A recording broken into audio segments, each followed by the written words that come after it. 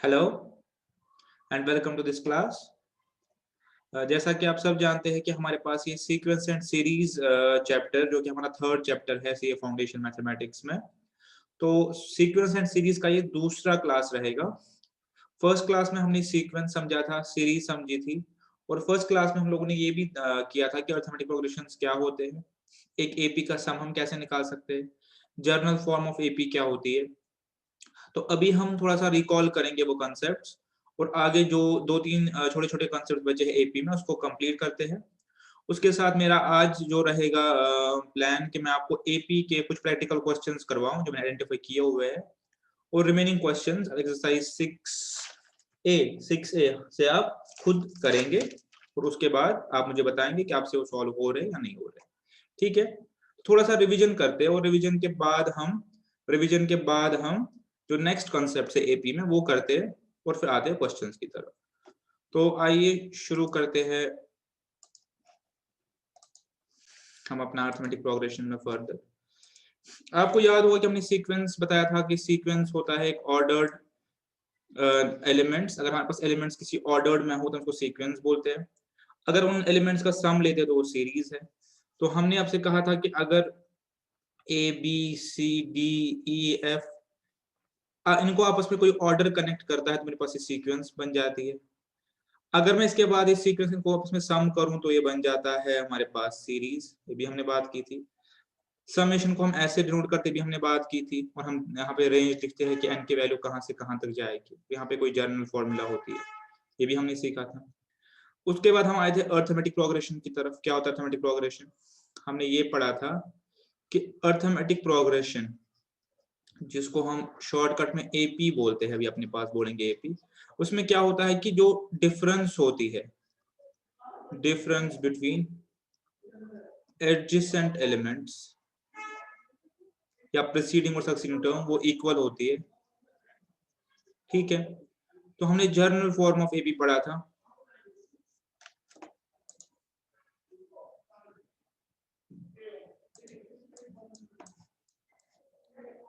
ठीक है, हमने जर्नल फॉर्म ऑफ एपी पढ़ा था अपने पास कि एपी हमारे पास ऐसे होता है,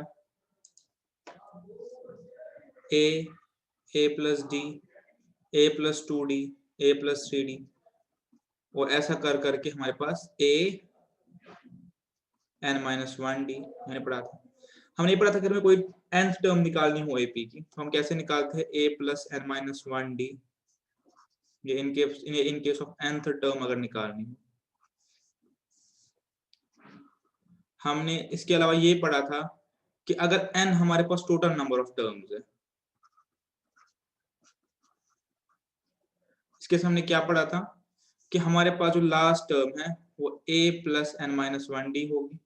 सिमिलरली इस पैटर्न पे अगर लास्ट टर्म है, हमने sum up to n terms पढ़ा था एपी का, कैसे निकलता है n/2 average of a plus l, n is number of terms. या हम इसको ऐसे लिख सकते हैं n/2 2a plus n-1d। Sir हमने पढ़ा था। ठीक है, हमने ये भी पढ़ा था कि हम दो टर्म्स के बीच में, कोई भी दो टर्म्स के बीच में हम अपना अरिथमेटिक मीन इंसर्ट कर सकते हैं। सपोज मेरे पास x है और y है, मैं आपको बोलूं इसमें आप एक अरिथमेटिक मीन इंसर्ट करो तो आप x plus Y divide by 2 करेंगे सिंपली। अगर मैं बोलूं इसमें आप तीन इंसर्ट करो, दो इंसर्ट करो, तो आप क्या करेंगे, x plus y divided by 3, तो ये आपका डिफरेंस आ जाएगा। यहाँ पे वो जो डिफरेंस आ जाएगा वो जोड़ेंगे और ये आपका बन जाएगा मीन। और हम इन टर्म्स को x जो भी यहाँ पे आप ले ले, ए बी, मतलब जो दो चाहिए तीन चाहिए मीन्स, तो ये सारे टर्म्स में एपी में आ जाएगी। तो बाय यूजिंग एपी के फॉर्मूलाज मैं उनको निकाल सकता हूँ। मैंने आपसे ये कहा था कि एवरेज और अरिथमेटिक मीन में क्या डिफरेंस है। डिफरेंस ये है कि एवरेज मेरे पास एक होती है, लेकिन अरिथमेटिक मीन्स मेरे पास मोर देन वन हो सकते हैं।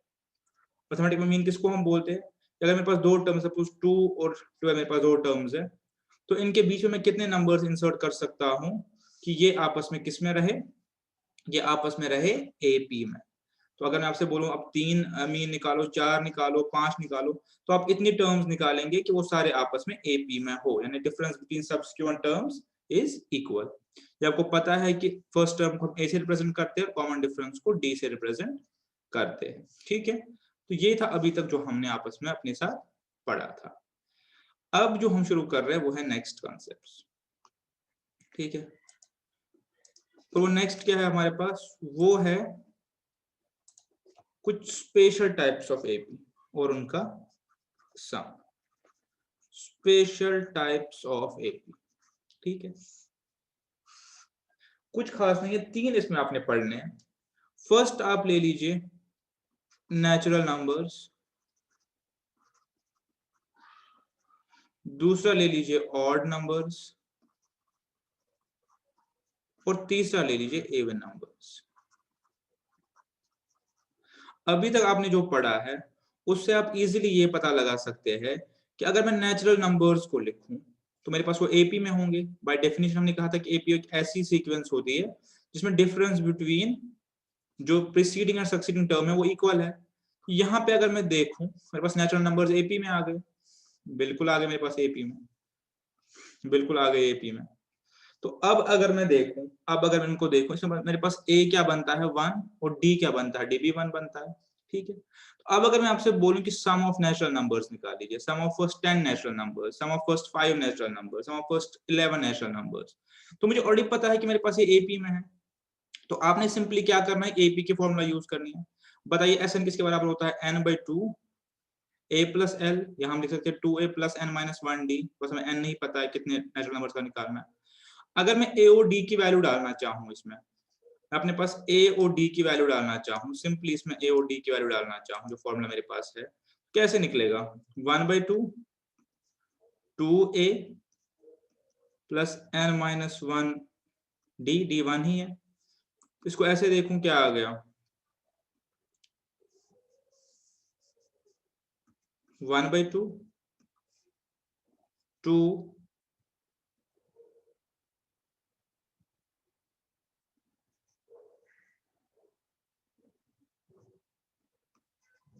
2 प्लस एन माइनस 1। तो अगर सिंपली इसको लिखे तो ऐसे आ गया n प्लस 1 डिवाइडेड बाई 2।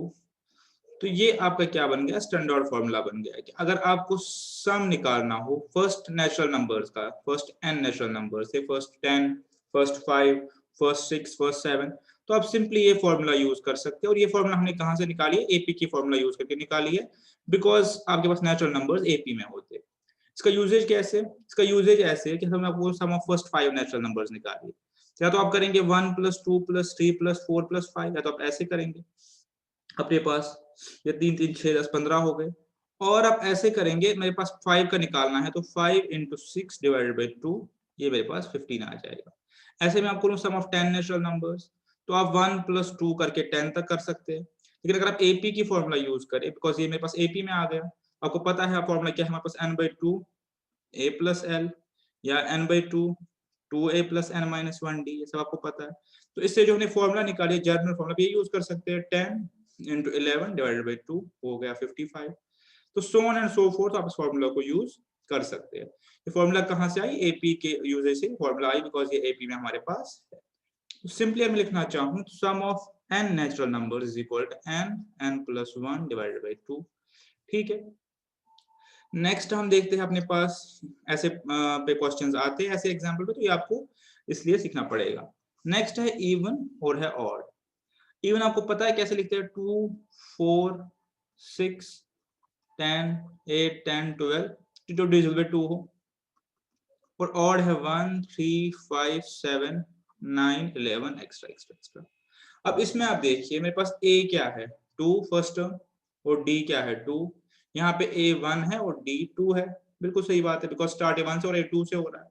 तो अब अगर मुझे इनके सम निकालने हैं, पहले मैं a1 का देखता हूँ, फॉर्मूला वही है n by two 2a plus n minus 1, और d भी 2 है। तो अगर इसको सिंप्लीफाई करना चाहूँ तो देख लीजिए, ये हम सिंपली क्या करें, हमें पता है कि इवन नंबर्स हमारे एपी में, तो एपी की फॉर्मूला यूज कर रहे हैं, n by to 4 plus 2n minus 2, बिल्कुल ठीक है, n by to 2n plus 2, बिल्कुल ठीक है।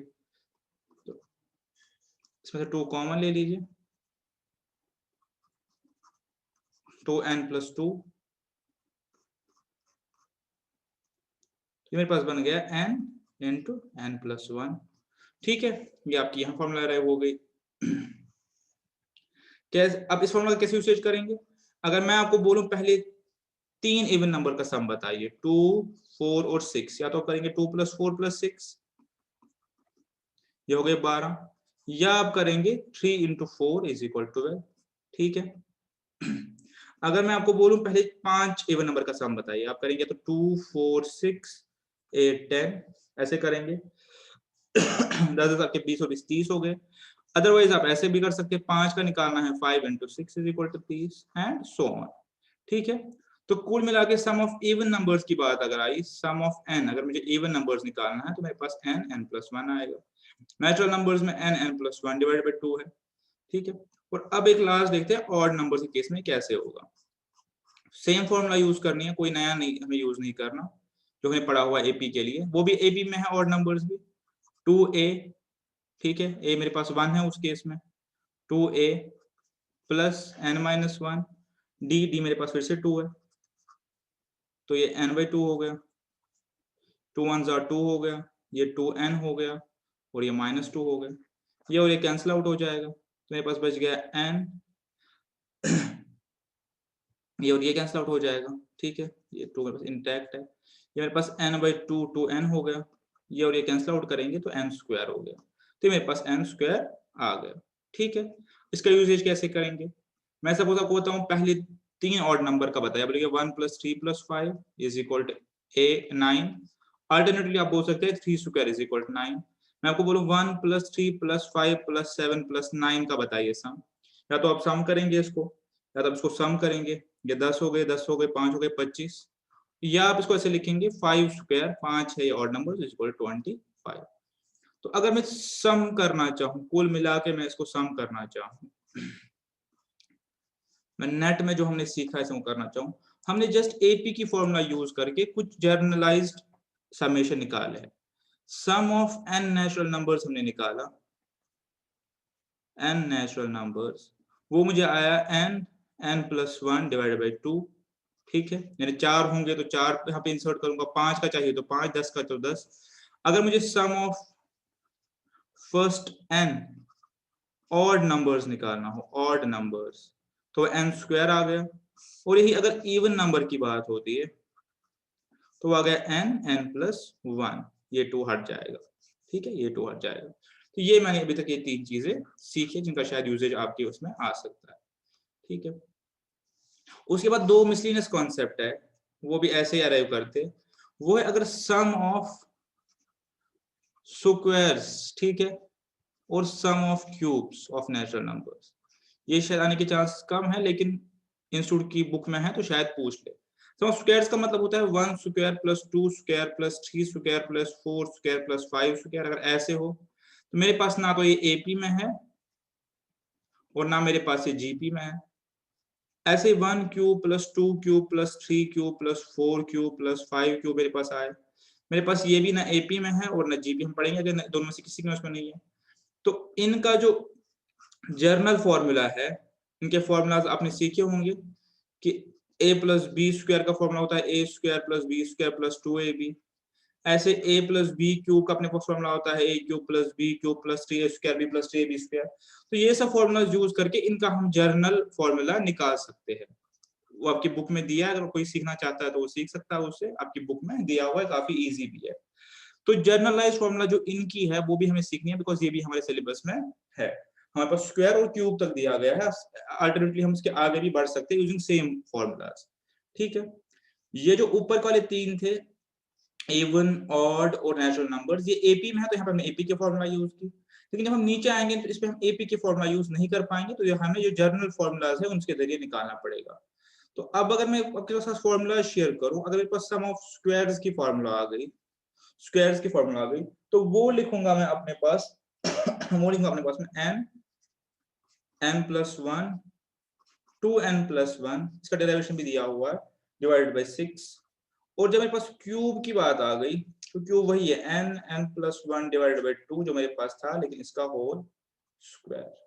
ठीक है, तो ये 2 फॉर्मूलाज आप देखेंगे कि जहां पे मुझे स्क्वायर्स का सम निकालना हो, सपोज मुझे निकालना हो 1 square plus 2 square plus 3 square, या तो मैं ऐसे करूंगा, ये 1 हो गया, ये 4 हो गया, ये 9 हो गया, और ये मेरे पास आके हो गया ये मेरे पास आके हो गया 14। ठीक है, ये मेरे पास आके हो गया 14। अदरवाइज मैं फॉर्मूला पुट करूंगा, मेरे पास n की वैल्यू 3 है, बिकॉज 3 का चाहिए, तो ये हो गया 3, ये हो गया 4, और ये मेरे पास हो गया 7। ठीक है, ये मेरे पास हो गया 14।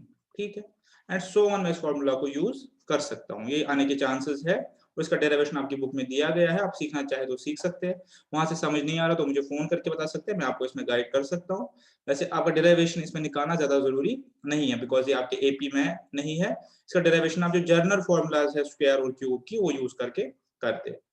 तो अब क्यूब का देखते हैं, क्यूब की कैसे मेरे पास फॉर्मूला क्या है, ये मेरे पास फॉर्मूला जो है आपको याद होगा, सम ऑफ फर्स्ट नेचुरल नंबर्स का ये इसका स्क्वायर है। ठीक है, अब मैं क्यूब के केस में देखूं, 1 क्यूब, 2 क्यूब और 3 क्यूब, मेरे पास हो गया 1, मेरे पास हो गया 8, और ये मेरे पास हो गया 27। ठीक है, ये मेरे पास टोटल हो गया बन के 36। तो अब मैं इसमें डाल के देखता हूँ, 3 है मेरे पास, तो ये हो गया 3, ये हो गया 4, ये हो गया 2, इसका हो गया होल स्क्वायर, 6 स्क्वायर हो गया 36। तो ठीक है, तो ये मेरे पास टोटल 5 जो है जर्नलाइज्ड फॉर्मूलाज आ गई, 3 एपी की वजह से हमने निकाली और 2 हमने निकाली नॉर्मल स्क्वायर्स को करके। तो ये आपके पास कुछ जर्नल अरिथमेटिक प्रोग्रेशन और फॉर्मूलाज हो गई। अब एक लास्ट कंसेप्ट है और एपी पे हम क्वेश्चंस करते हैं, हमारा ये कंक्लूड हो जाएगा। लास्ट क्या है, वो है फॉर्मेशन ऑफ एपी।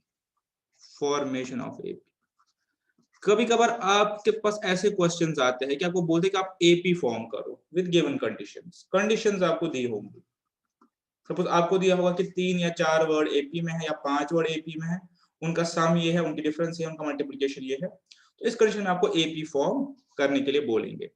एग्जाम ऐसे क्वेश्चंस आ सकते हो, और आपके लिए अच्छा क्या है कि आपके लिए ऑब्जेक्टिव एग्जाम है, तो आप सिंपली ऑप्शंस को पुट करके देख लीजिए क्या वो जो कंडीशन सेटिस्फाई हो रही है या नहीं हो रही है। ऑप्शंस के थ्रू आप उसको कंडीशंस पुट करके कर सकते हैं। लेकिन अगर आप सीखना चाहते हैं कि कैसे हम करते हैं, तो इसके लिए भी एक जर्नल तरीका है। अगर मुझे कभी बोला जाए कि 2 वर्ड एपी में है, ठीक है, तो आप ऐसे बताइए कि 2 वर्ड्स क्या एपी में हो सकते हैं? बिल्कुल नहीं, ऐसा क्वेश्चन नहीं आएगा। तो अगर मैं कोई भी दो वर्ड लिखूं 8 और 800, तो इससे मैं एपी है या नहीं है नहीं निकाल सकता। हमेशा एपी के लिए आप याद रखें, कोई भी प्रोग्रेशन के लिए याद रखें, 3 मिनिमम 3 होने चाहिए, बिकॉज हमने कहा कि हमें कोई रिलेशनशिप डिराइव करना है। अगर मैं आपको बोलूं 2 और सपोज 2 और 8, तो इससे मैं बहुत कुछ निकाल सकता हूँ। सपोज इनका मल्टीप्लिकेशन 4 है, इनका डिफरेंस 6 है, इनका इसमें से मैं ये सब चीजें निकाल सकता हूँ, ये इसका क्यूब भी है, and so on and so fourth. तो क्या मैं बोल सकता हूँ नेक्स्ट क्या आएगा मेरे पास? अगर मैं यहाँ पे बोलना चाहूँ, मैं बोल सकता हूँ नेक्स्ट क्या आएगा मेरे पास? नहीं बोल सकता, बिकॉज कोई बंदा इसको ऐसे ले सकता है 2 8 या 6 है आपस में, 6 जोड़ दिए। कोई ऐसे बोलेगा 2, ये 2 क्यूब है, इसके बाद 2 रेज़ पावर 5 आएगा। कोई ऐसे बोलेगा कि 2 into 4 8 है, इसमें भी into 4 का 32 आएगा। तो मेरे पास अगर 2 टर्म्स है, तो मैं इसमें से कोई प्रोग्रेशन डिराइव नहीं कर सकता, तो आपके पास 2 टर्म्स वाला क्वेश्चन नहीं आएगा। कोई प्रोग्रेशन या सीक्वेंस होने के लिए मिनिमम आपके पास 3 टर्म्स होनी चाहिए। तो आपके पास जो एपी फॉर्मेशन का क्वेश्चन आएगा, वो मिनिमम आएगा 3 टर्म्स वाला। ठीक है, तो अब उस क्वेश्चन कैसे आ सकता है? Suppose 3 terms are in AP, उनका सम आपस में कुछ है और उनका प्रोडक्ट आपस में कुछ है, तो आपको एपी निकालना पड़ेगा। तो कैसे करेंगे? आप ऐसे करेंगे, जो इसके जर्नल स्टैंडर्ड फॉर्मूला वो है कि let the AP be a minus d, a और ए प्लस डी। तो ये आपको पता है एपी में है ऑलरेडी, तो 3 टर्म्स के लिए आप क्या करेंगे? ए माइनस डी, ए और ए प्लस डी लेंगे। अदरवाइज हमने क्या सीखा था? जनरल एपी क्या है हमारे पास? ए प्लस डी, ए प्लस 2d। लेकिन जब हमें एपी फॉर्म करना हो, हमारे पास एपी फॉर्मेशन का कोई क्वेश्चन आए, तो हम ये यूज करेंगे। अब इसका रीजन क्या है? इसका रीजन ये है कि इनका सम जो आपस में है 0 है, तो इस 0 की यूजेज से मैं अपने सारे क्वेश्चन इजीली सॉल्व कर सकता हूँ। अब अगर मैं इनका सम लूं तो ये 0 नहीं बन रहा, तो यहाँ से मेरा क्वेश्चन सॉल्व करना डिफिकल्ट हो जाएगा। तो हमेशा अगर मेरे पास 3 टर्म वाला एपी हो, कोई फॉर्मेशन का पार्ट हो, तो मैं ये ऐसे करके उसको सॉल्व करूंगा। सिमिलरली अगर 4 टर्म्स वाला हो, तो आई होप आप समझ गए होंगे।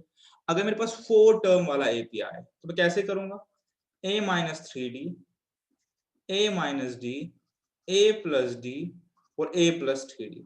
अगर आप गौर से देखें तो ये भी मेरे पास एपी में है, बिकॉज मेरे पास कॉमन डिफरेंस 2d बन के आ गया। ठीक है, तो मैं ऐसे कर सकता हूँ। सिमिलरली मेरे पास 5 टर्म वाला क्वेश्चन आ गया, मेरे पास 5 टर्म वाला क्वेश्चन आ गया, तो कैसे करेंगे। अगर मेरे पास 5 टर्म वाला क्वेश्चन आ गया, a plus D, a plus 2d, a minus d, a minus D और a माइनस 2d। तो अगर आप देखेंगे गौर से मेरे पास 5 टर्म एपी में आ गई और इनका भी सम मेरे पास 0 आ गया। So on and so fourth आप क्वेश्चंस को सॉल्व कर सकते हैं जहां पे एपी फॉर्मेशन का क्वेश्चन आपके पास आए। हम ऐसे क्यों ले रहे हैं, बिकॉज इनका समेशन आपस में 0 बन जाएगा तो हमारे लिए क्वेश्चन सॉल्व करना इजी हो जाएगा। और यहाँ पे कॉमन डिफरेंस अगर आप देखिए तो डी है हर जगह, आप कहीं भी कर ले, आपके पास कॉमन डिफरेंस हमेशा डी ही आएगा। कहीं भी कर ले आप, कॉमन डिफरेंस हमेशा डी आएगा। ठीक है, तो ऐसे करके आपने एपी फॉर्मेशन वाले क्वेश्चंस करने हैं। तो आई होप हमारे पास कॉन्सेप्चुअली हम क्लियर हो गए। तो अब हम बढ़ सकते हैं क्वेश्चंस की तरफ, और अब हम देख सकते हैं कि हमारे पास एपी की एक्सरसाइज और क्वेश्चन करेंगे। मैंने एक एग्जांपल छोड़ी थी लास्ट टाइम, बिकॉज वो एपी फॉर्मेशन की थी इसलिए मैंने नहीं करवाई थी। अब जब हमने एपी फॉर्मेशन सीख लिया है तो हम उसको कर सकते हैं। एग्जांपल 4 देखेंगे मेरे साथ गौर से। Divide 69 into 3 parts. कह रहा है कि मेरे पास एक नंबर है 69, उसके मुझे 3 हिस्से करने हैं विच आर इन एपी। 69 को मुझे 3 हिस्से करने, बट तीनों हिस्से आपके एपी में होने चाहिए। And product of first 2 parts is 483। जो पहले 2 पार्ट है उनका जो प्रोडक्ट हो 483 हो। ठीक है, तो 2 कंडीशन हो गई। सबसे पहले ये है कि मेरे पास 3 टर्म्स है, तो मैंने आपको सिखाया 3 टर्म्स में हम क्या करेंगे।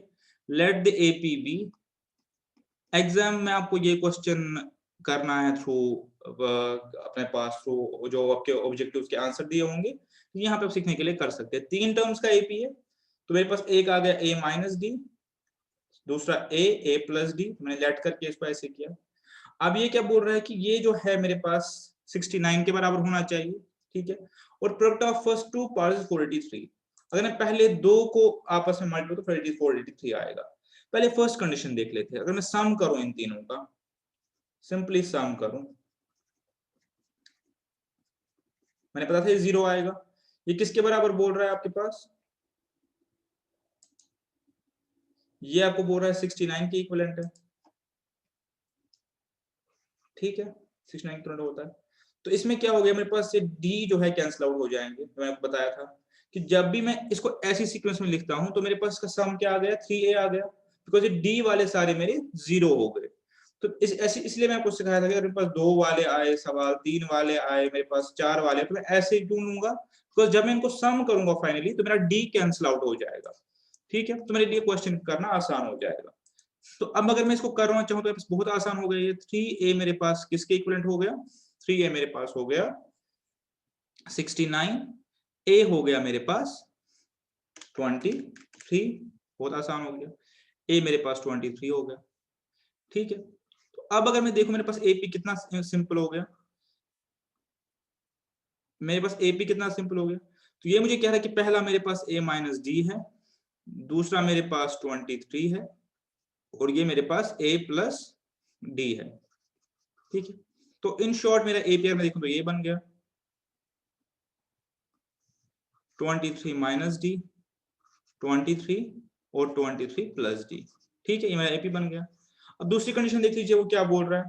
दूसरी कंडीशन में ये बोल रहा है कि product of the first 2 parts 483, इसका और इसका सम 480, मल्टीप्लिकेशन 483 है, इसका और इसका 483 है। अब अगर मैं सिंपल इसको लिखना चाहूं 23 into 23 minus d is equal to 483।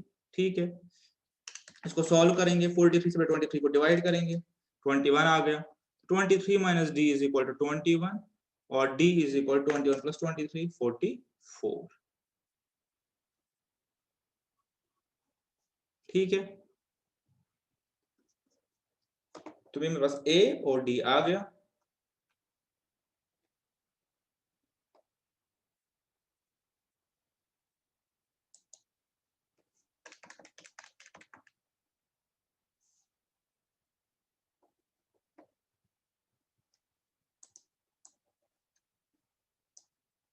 ये मेरे पास a और d आ गया। 23 में से 21 तो इसको 23,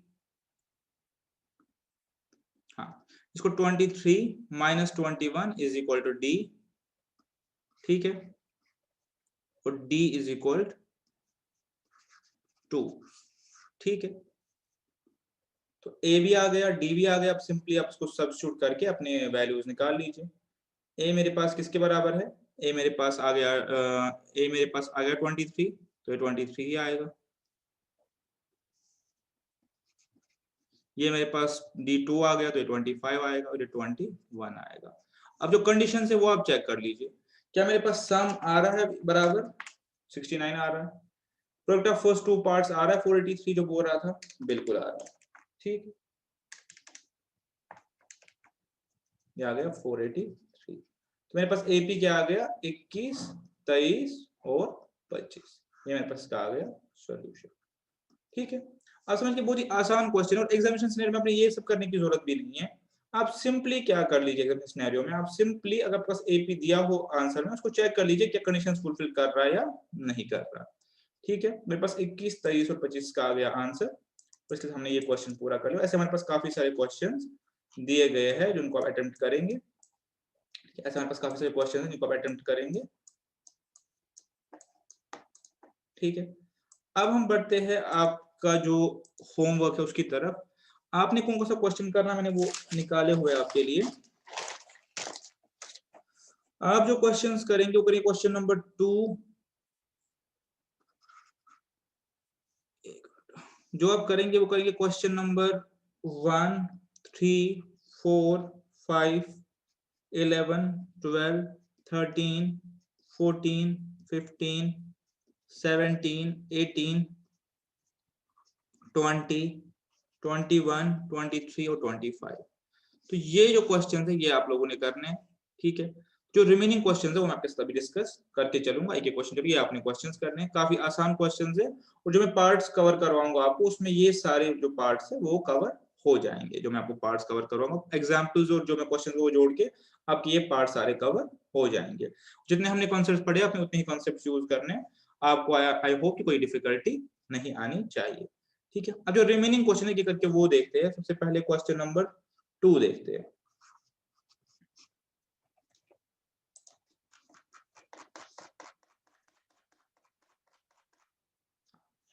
क्वेश्चन नंबर 2, 1 ऐसा ही है, 7 में आपने आपके होमवर्क में रखा है, और 3 भी ऐसा ही है, 3 इसलिए आपके होमवर्क में। The nth element of the sequence -1, 2, -4, 8। तो ये क्वेश्चन डिनोशन का है। डिनोशन कैसे कह रहा है, मेरे पास सीक्वेंस है -1, 2, -4 एंड 8। आप देख सकते हैं कि ये मेरे पास एक सीक्वेंस है, मैं इसको कैसे डिनोट करूंगा, ठीक है, और आपके पास ऑप्शंस दिए हैं। अब आप गौर से देखिए क्वेश्चन सबसे आसान करने का तरीका क्या है कि आप सिंपली देखिए कि अगर मैं n की वैल्यू 1, 2, 3, 4 सब्स्टिट्यूट करूं ताकि तो क्या मैं एलिमेंट पे पहुंच पा रहा हूं, नहीं पहुंच पा रहा, ठीक है। मेरे पास एक एपी में भी नहीं है, मेरे पास एक किसी और सीक्वेंस में नहीं है। मुझे जस्ट ये देखना है कि अगर मैं n की वैल्यू इसमें सब्स्टिट्यूट करना चाहूं तो क्या, अगर मैं n की वैल्यू सब्स्टिट्यूट करना चाहूं तो क्या मैं इसमें पहुंच पा रहा हूं नेक्स्ट टर्म पे या नहीं पहुंच पा रहा हूं, ठीक है। लेट अस सी। अब अगर मैं फर्स्ट पार्ट ही देख लूं, इसका फर्स्ट पार्ट क्या है, -1 रेज पावर n, ठीक है, 2 रेज पावर n -1। एक बार करके देखते हैं। अगर मैं n की वैल्यू इस पूरी टर्म्स में 1 डालूं, क्या बोल रहा है कि मुझे nth टर्म निकालनी है, मैं 1 डाल के देखूं, तो आप देख लिए -1 का पर्पस यहाँ पे क्या है कि माइनस प्लस साइन डिटरमाइन करना। एक बार मल्टीप्लाई करूंगा माइनस साइन में आएगा, रेज पावर 2 1 -1, इसको सॉल्व कर लीजिए, -1 1 -1 ही होता है, 2 रेज पावर 0 1 के बराबर हो गया, तो मेरे पास ये -1 आ गया।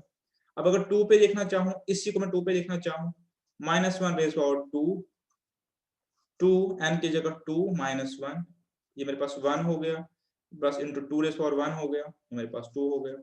एक बार थर्ड टर्म देख लेता हूँ, -1 रेज पावर 3 इंटू 2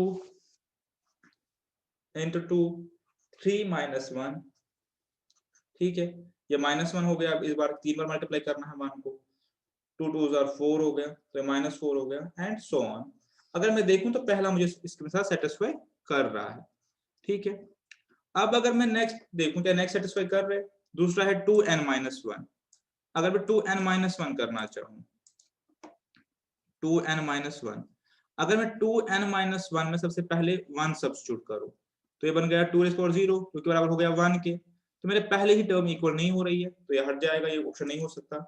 अब अगर मैं 2n करना चाहूँ, 2n, तो वो भी नहीं होगा। 2⁻0 इज इक्वल टू आल्सो 1, वो भी नहीं होगा।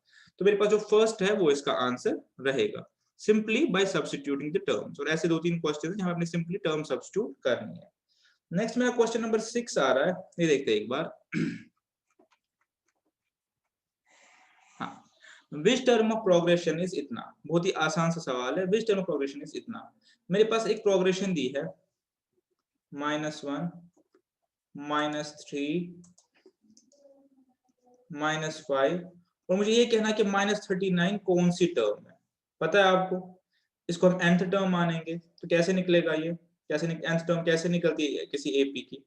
n/2 nth टर्म कैसे निकलती है? a + n-1d।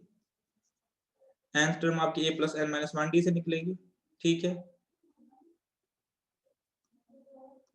तो आप सब्स्टिट्यूट कीजिए, आपके पास a जो है इसमें -1 आ रहा है, ठीक है।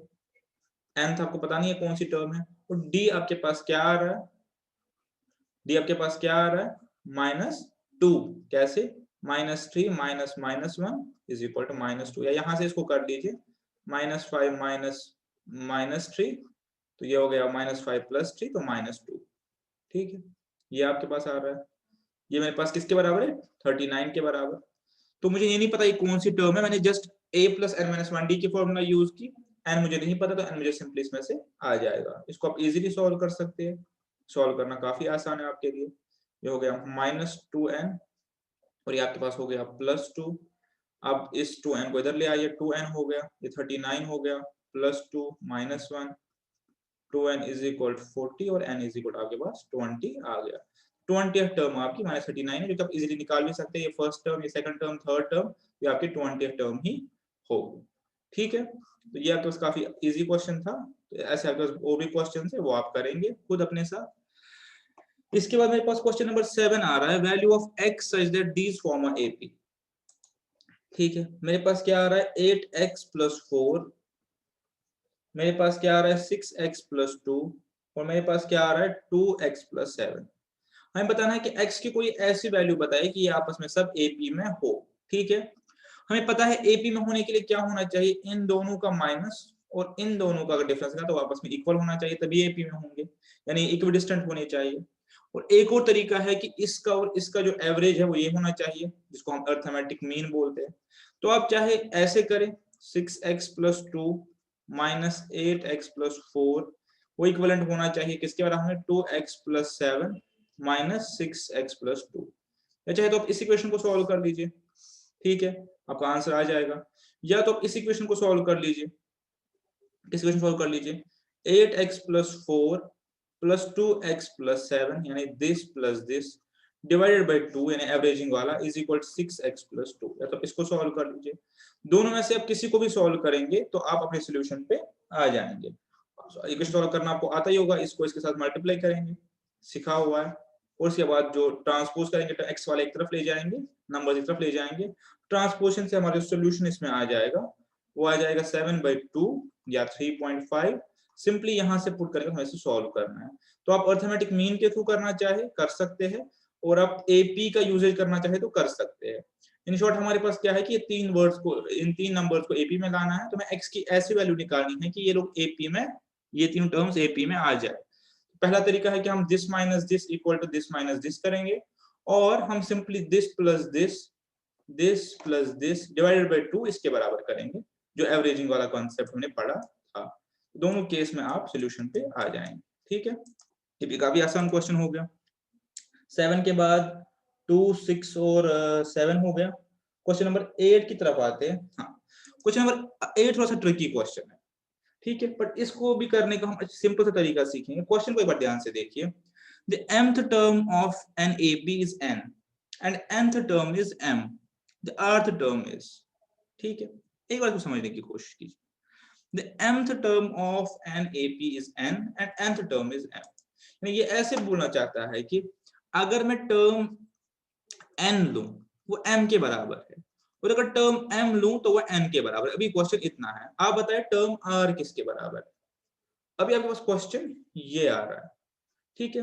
पहले हम देखिए इससे हम क्या निकाल सकते हैं। जब हम इससे कुछ निकालेंगे तभी हम इस पे आ सकते हैं। या तो मैं इसको सॉल्व करूंगा, एक तरीका वो है, सॉल्व करके भी मैं वहीं पे पहुंचूंगा जहां मैं बाय लॉजिक पहुंचूंगा।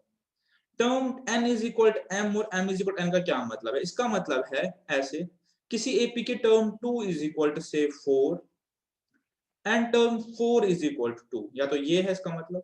और ऐसे भी लिख सकता हूं, किसी एपी की term 3 is equal to 6 and term 6 is equal to 3, किसी एपी की term 2 is equal to 5 and term 5 is equal to 2। तो ऐसे करके मैं कुछ भी लिख लूं, मेरे पास मतलब ये बनता है, term n is equal to m और m is equal to n। अगर मैं अब इसको या इसको किसी को भी देखूं तो इससे मैं किसी एक क्या नतीजे पे पहुंच सकता हूं, ये देख लीजिए।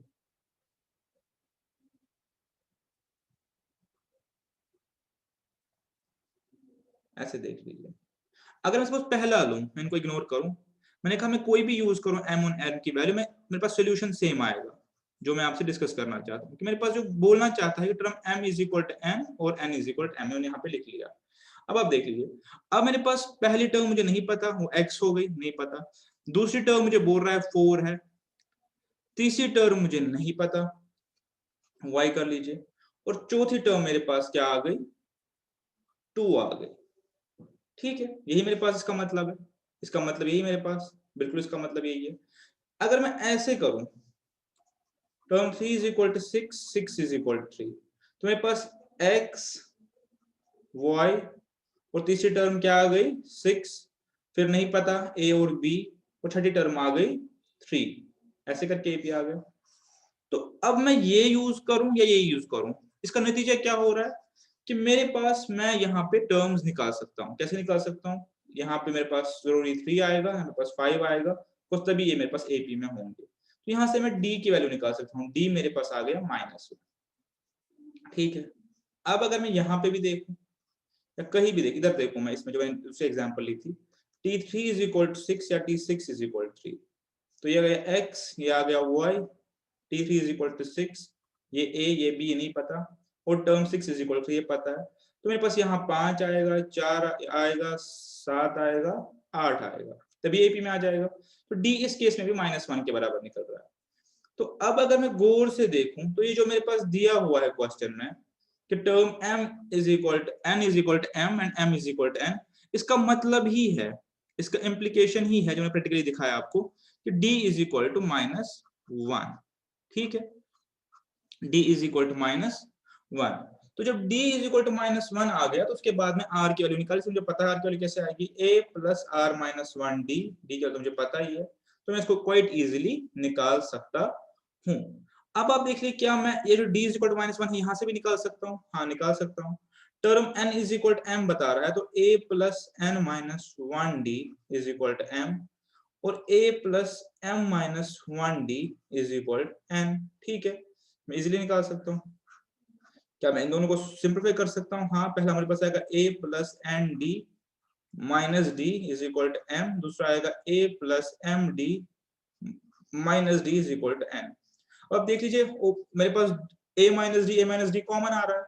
अगर मैं दोनों को सब्ट्रैक्ट करना चाहूँ तो मेरे पास कैंसिल आउट हो जाएगा सारा, माइनस करना चाहूँ मेरे पास आ जाएगा n d minus m d is equal to m minus n, या मेरे पास आ जाएगा n minus n d is equal to minus n minus m, एक ही बात है।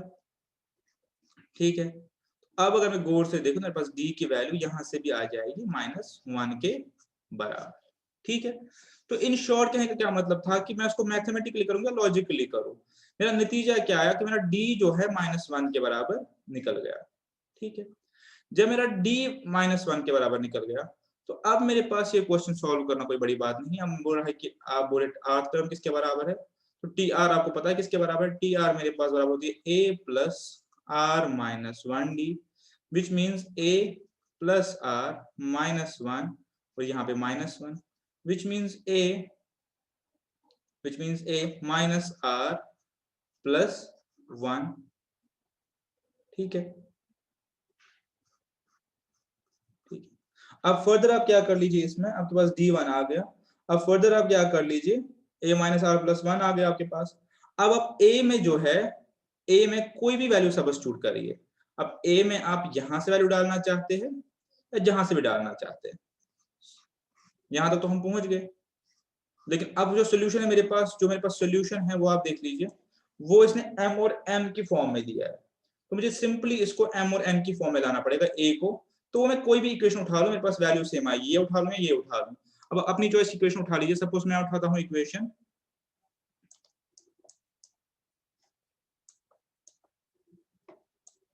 क्या थी इक्वेशन मेरे पास, मेरे पास इक्वेशन सपोज थी nth term is equal to m के बराबर, यानी a plus n minus 1d is equal to m। इसको ऐसे लिख सकते हैं, a plus n d minus d, ठीक है, इज इक्वल टू m। या सिंपली यहाँ पे n के लिए सब्स्टिट्यूट कर सकते हैं, a plus n minus 1 is equal to m। ये मेरे पास क्या आ गया, a minus n plus 1 is equal to m। यहां से मेरे पास a प्लस 1 की वैल्यू आ गई m, a प्लस 1 की वैल्यू आ गई m माइनस n। इसको यहां पुट कर दीजिए, a प्लस 1 की वैल्यू के बदले m plus n minus r। मेरे पास सोल्यूशन आ गया। तो सिंपली मेरा पॉइंट क्या था इसमें, कि हमें सबसे पहले जहां पे पहुंचना था, हमें पहुंचना था कि d की वैल्यू क्या है।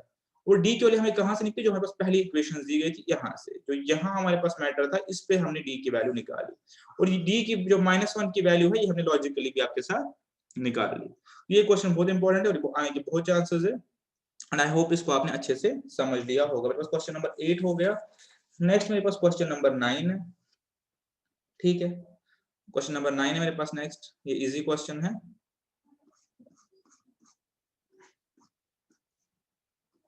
क्वेश्चन नंबर 9 देखते हैं। The number of terms of series will amount to इतना। मुझे n निकालना है, मेरे पास एक सीरीज दी गई है जो कि AP में है, और मुझे बोल रहा है कि आप दिखाइए कितनी टर्म्स आपके पास है कि 155 आएगा। तो समेशन वाला क्वेश्चन है, लेकिन n निकालना है मुझे। सीरीज क्या है मेरे पास, 10 9 2/3 9 1/3 and so on.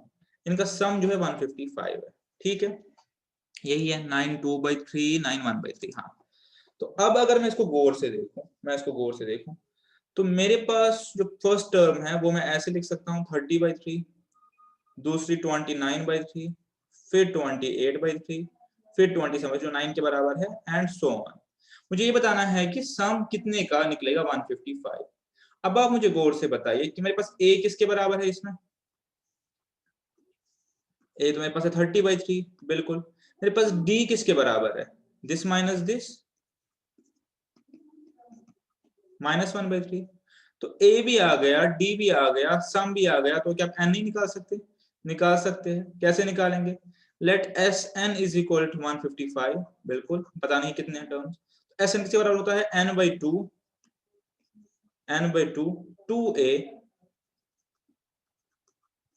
2a plus n-1 और d, ठीक है। तो आप अगर ये इक्वेशन को सॉल्व करें तो सॉल्यूशन आ जाएगा। बहुत ही आसान सा क्वेश्चन है। इक्वेशन सॉल्व करने की बात आ गई, अब आपने इस इक्वेशन को सॉल्व करना है। तो अब आप जैसे मर्जी इस इक्वेशन को सॉल्व करना चाहे कर सकते हैं, जिस तरीके से आपने सिंपलीफाई करना आएगा आप कर सकते हैं। आप सिंपली क्या कर सकते हैं कि n/2 को एज इट इज लिख लीजिए। ये मेरे पास 60 आ गया, ये मेरे पास -n आ गया, ये मेरे पास +1 आ गया, नीचे होल्ड बाय 3 आ गया, इज इक्वल टू 155। तो मेरे पास n आ गया, ये मेरे पास 61 माइनस n आ गया, और ये मेरे पास 155 इंटू 6 आ गया। सिंपली इक्वेशन सॉल्व कर रहे हैं। मेन जो हमने a और d निकाल के इस क्वेश्चन में जो पूरा वो था वो कर लिया। इस क्वेश्चन का जो पूरा वेट था वो हमने a और d निकाल के खत्म कर दिया, बस इक्वेशन सॉल्व करने की बात है, ठीक है। ये आ गया 930। तो इसके बाद आपको ऑप्शंस दिए गए होंगे, आप ऑप्शंस पुट करके सिंपली वैल्यू डाल के देख लीजिए कि मेरे पास किस n पे ये वैल्यू निकल रहा है।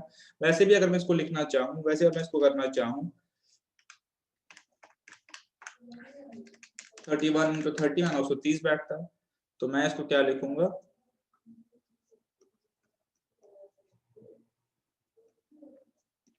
ठीक है, तो n इज इक्वल 31 और n इज इक्वल मेरे पास 30, चाहे मैं 30 लिखूं या 31 की वैल्यू लिखूं तो मेरे पास क्या हो जाएगा, इसका सोल्यूशन आ जाएगा। एग्जाम्पशन सिनेरियो में आप इसको सिंपली बाय पुटिंग n के वैल्यू करेंगे, उसके बाद आपने फर्दर सॉल्व करने की जरूरत नहीं है। यहाँ पे अगर आप देखें 31 और 30 जो है उन दोनों का आपस में समेशन 930 मल्टीप्लिकेशन 930 निकल रहा है, और यहाँ पे n 61 minus n is equal 930। ठीक है, आई होप ये आपस में आपको क्लियर हो गया होगा। ये क्वेश्चन मेरे पास कोई डिफिकल्ट क्वेश्चन नहीं था, हमने बस समेशन की फॉर्मूला यूज की। 10th क्वेश्चन जो है, एक 10th और एक मैंने कौन सा बोला था, वो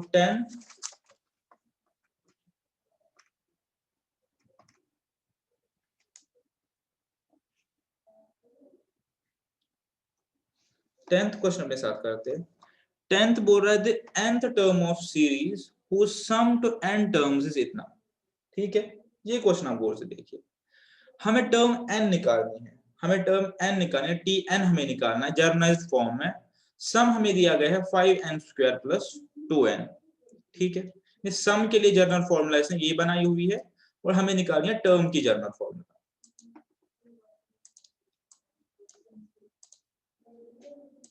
क्या बोल रहा है ये question, s n is equal sum to n term से पता है n/2 2 प्लस n डी के बराबर होता है।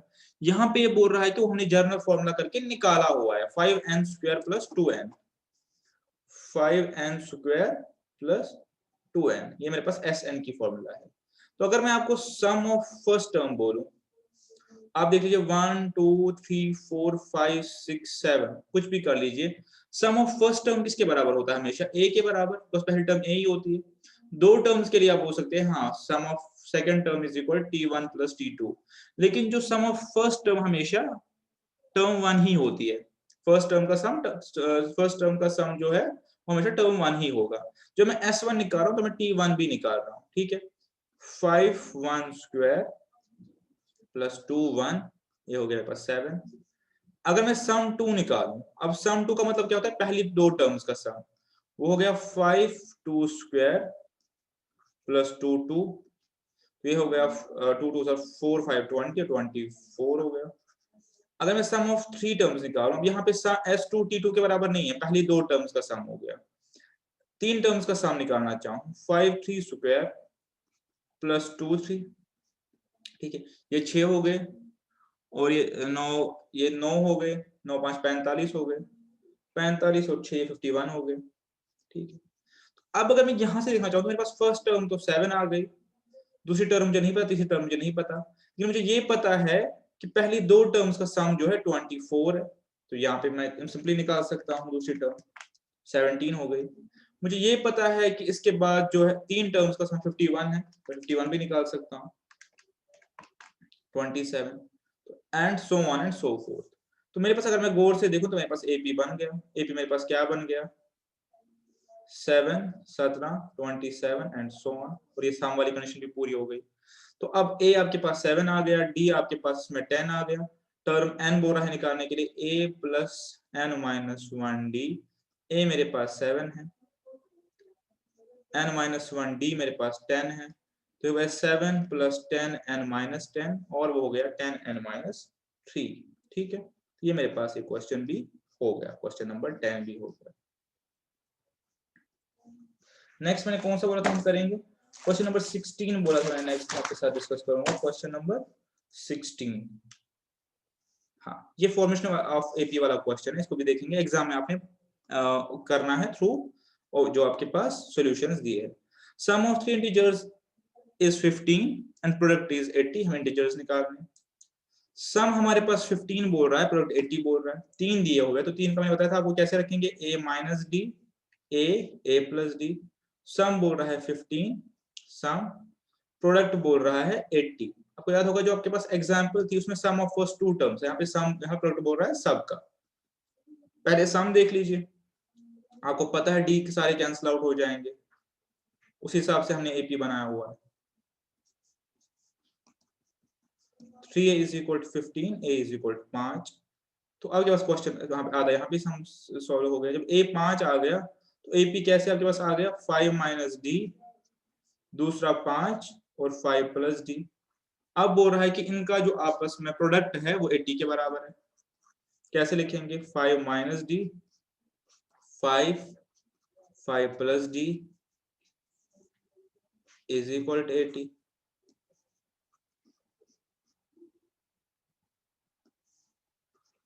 Five minus d 5 plus d is equal to 80 divided by 5 हो गए 16। तो ये 16 के बराबर हो गया। ठीक है, तो आप इसको अब सॉल्व करना है। आपको ये पता होगा a minus b a plus b किसके बराबर होता है, a square minus b square के बराबर। अगर आपको ये चीज नहीं पता तभी आप सिंपली इसको सॉल्व कर लीजिए, तभी आप वहीं पे पहुंचेंगे।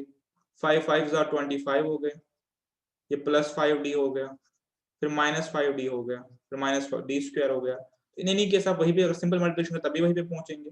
ये और ये कैंसिल आउट हो जाएगा, 25 minus D square is equal 16 हो गया। तो आपके पास क्या आ गया, आपके पास 25 minus 16 is equal to d square. तो आपके पास d जो है, आपके पास d जो है वो आपके पास आ गया 9 डी स्क्वायर। तो अब आपको ये भी पता है कि आप माइनस 3 का स्क्वायर करें या प्लस 3 का स्क्वायर करें तो आपके पास 9 ही आएगा। तो d आपके पास किसके बराबर आ गया, प्लस माइनस 3 के बराबर। तो अब जो प्लस माइनस 3 आएगा तो प्लस माइनस 3 का मतलब समझ लीजिए कि आप चाहे आगे माइनस करें या पीछे माइनस करें, आपका एपी हिट नहीं होगा।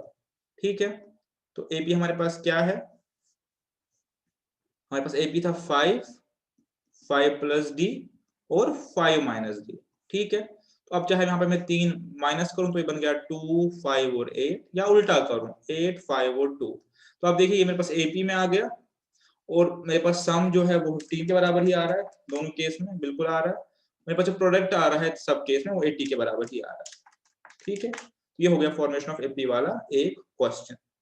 ठीक है, फॉर्मेशन में आपने इतना ही ध्यान रखना, जो फिर से मैं आपको बोलता हूँ क्या ध्यान रखना, अगर 3 टर्म्स दी हो हमेशा ट्राई करो आप इसको a माइनस डी, ए और a प्लस डी ले। 4 टर्म्स दी हो तो आप a minus 3d, a minus d, a plus D और a प्लस 3d ले। 5 हो तो आप a minus 2d, a minus d, a plus D और a प्लस 2d ले। हाँ, कितना आपको नहीं आएगा, इससे क्या होगा फिर d सारे जो है कैंसिल हो जाएंगे और इजीली क्वेश्चन का आंसर निकाल पाओगे। ठीक है, 16 के बाद जो नेक्स्ट है मेरे पास वो 19 है। उसके बाद 2 क्वेश्चन और बचते हैं, उसको हम वाइंड अप करेंगे। 19 देख लीजिए, the pth term of AP is so and so, just find the sum of n terms। ठीक है, क्वेश्चन अच्छा है, आपको pth टर्म दी है, आपको सम निकालना है। तो ठीक है, जब आपके पास pth टर्म दी है, किसके बराबर दी आपके पास pth टर्म, इससे पहले भी एक क्वेश्चन में सम दिया था, यहाँ पे टर्म दी है। pth टर्म आपके पास किसके बराबर है, 3p माइनस 1/6। ठीक है, तो सिंपली t1 निकालिए पहले, सम तो तभी पूछे मेरे पास टर्म्स पता हो। इससे पहले जो क्वेश्चन था वहां पे सम दिया था, sum of n terms is so and so, यहाँ पे term is so and so, इतना डिफरेंस है। तो पहले मैं पहली 3-4 टर्म्स निकालूंगा, फिर हम सम पे सम का फॉर्मूला यूज करेंगे। जब मैं पहली टर्म निकालूंगा 3p माइनस 1 इज 6, तो मेरे पास 3 1 माइनस 1/6 आ गया, ये आ गया 2/6। जब मैं t2 निकालूंगा इस फॉर्मूला से तो 3 2 माइनस 1/6 इज इक्वल 5/6। अगर मैं t3 निकालना चाहूँ, मेरे को पता है कि 2 टर्म्स पे हम कुछ नहीं बता सकते, AP है GP है क्या है, हमें हमेशा थर्ड टर्म भी निकालनी पड़ेगी। 3 3 minus 1/6 is equal 8/6 and so on. अब अगर मैं देखूं मेरे पास ये किस में आ गया, AP में आ गया। ठीक है, पहली टर्म 2/6, फिर 5/6, फिर 8/6 एंड सो ऑन। अगर मैं देखो A मेरे पास 2/6 आ गया और D मेरे पास कितना आ गया, D मेरे पास कितना आ गया, D सिंपली मेरे पास आ गया 3/6 या 2 लिख लीजिए। कैसे, दिस माइनस दिस। तो अब सम, तो n टर्म निकालना है, सम चाहिए इसको, n/2 2a 2a n/2 2a plus n minus 1 और d मेरे पास 3/6 या 2 के बराबर। ठीक है, ये आपका सोल्यूशन आ गया, आप इसको बहुत इजीली कर सकते हैं। ये 4/6 हो गया, 3n माइनस 3/6 हो गया, ये n/2 हो गया, 3n प्लस 1 हो गया, ये 6 हो गया। तो n 3n प्लस 1 नीचे 6 और 2 मल्टीप्लाई तो उनके पास 12 आ गया। ठीक है, ये जनरलाइज फॉर्मूला हो गया, ये मेरे पास आंसर हो गया। ठीक है, काफी आसान सा था।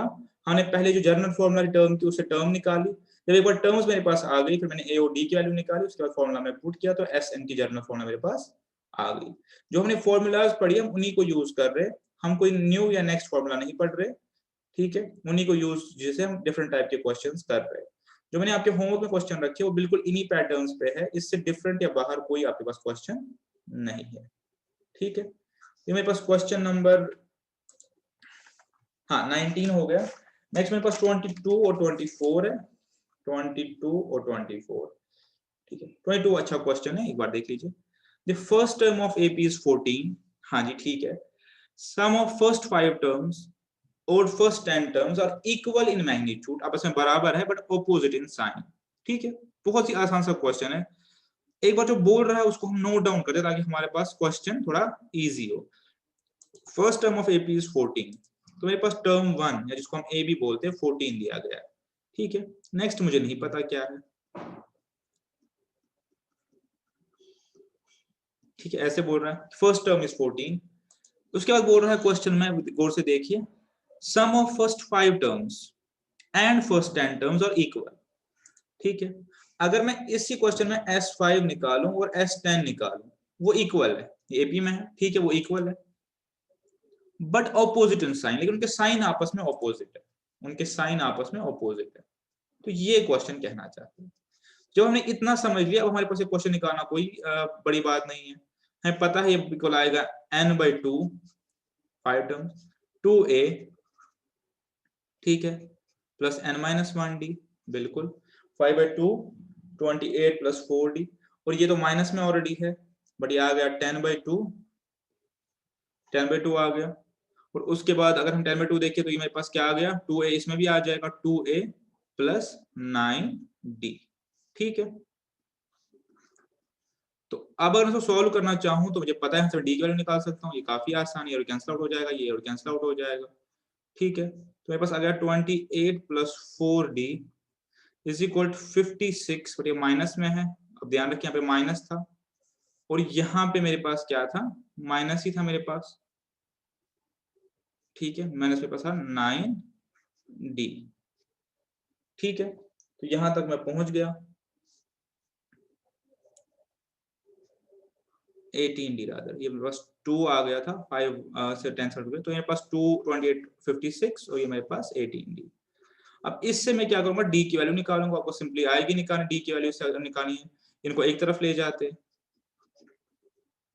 इसको एक तरफ ले जाइए, तो ये -22d हो गया, 84 हो गया। तो d आपके पास क्या हो गया 42/11 बट माइनस, आपके पास d की वैल्यू हो गई। अब क्वेश्चन आपसे क्या चाहता है, जो d की वैल्यू हो गई, क्वेश्चन आपसे क्या चाहता है एक बार देख ले। क्वेश्चन बोल रहा है मेरे पास, हाँ जी, थर्ड टर्म इज, तो पता है थर्ड टर्म किसके बराबर है, सिंपली निकाल सकते a प्लस 2d, ए हमारे पास 14 था, 2d मेरे पास -42/11 है। ठीक है, तो ये देख लीजिए किसके बराबर हो गया।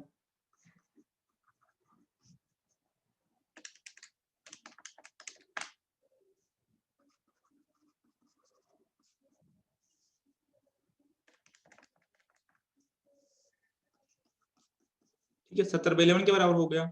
इसको ब्रेक करना चाहूँ तो 6 बन जाएगा, 66 करके, ये 70/11 हो गया मेरे पास। ठीक है, 66 प्लस 4/11, तो ये मैंने सॉल्व किया।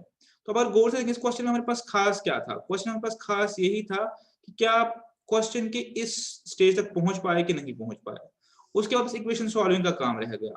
क्वेश्चन था कि पहले टर्म a है और जो 5 टर्म्स का सम है वो 10 टर्म्स के सम के बराबर है बट इक्वल है, लेकिन जो साइन है वो अपोजिट है, मैग्नीट्यूड इक्वल है बट साइन अपोजिट है।